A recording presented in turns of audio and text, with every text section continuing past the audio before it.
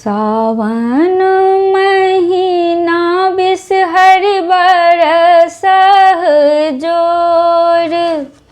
सावन महीना बिसहर बरसह जोर। मर्त भुवन में घर घर मचाबा लगली शोर। मर्त भुवन में घर घर मचाबा लगली शोर। सावन महीना बिसहर बरसह जोर। मर्त भुवन में घर घर मचाबा लगली शोर। तिथि पंचमी शुक्ल दिवस भेल। घर घर बिसहरि लेलन परवेश। चरण पखारथ सुहबे दुनू कर जोरी। मर्त भुवन में घर घर मचाबा लगली शोर।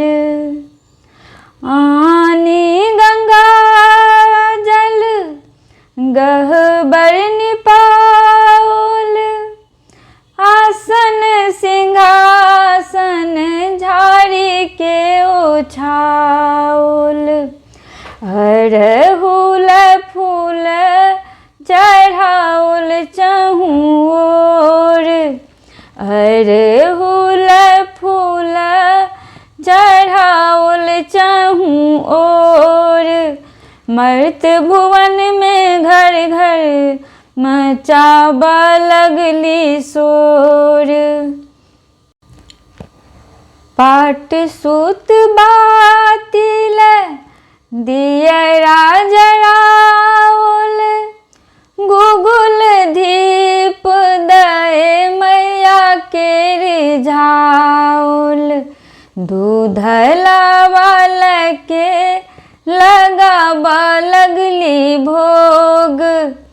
मर्त भुवन में घर घर मचाबा लगली शोर। जहिना जुड़ेलौं सुहबे पाँचो बहिनिया। सिंदूर भरल मांग तोरो 7 जन्म में। संपत्ति संतति सौ बाढ़त तोहर कोर। मर्त भुवन में घर घर मचाबा लगली शोर। चरण लौटाए कैलाश बिसहर के पुकारथि।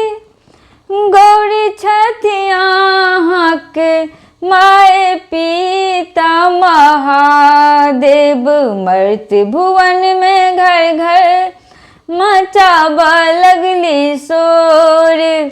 मर्त भुवन में घर घर मचाए जय जयकार। मर्त भुवन में घर घर मचाए जय जयकार। सावन महीना बिसहर बरसह जोर। मर्त भुवन में घर घर मचाबा लगली शोर।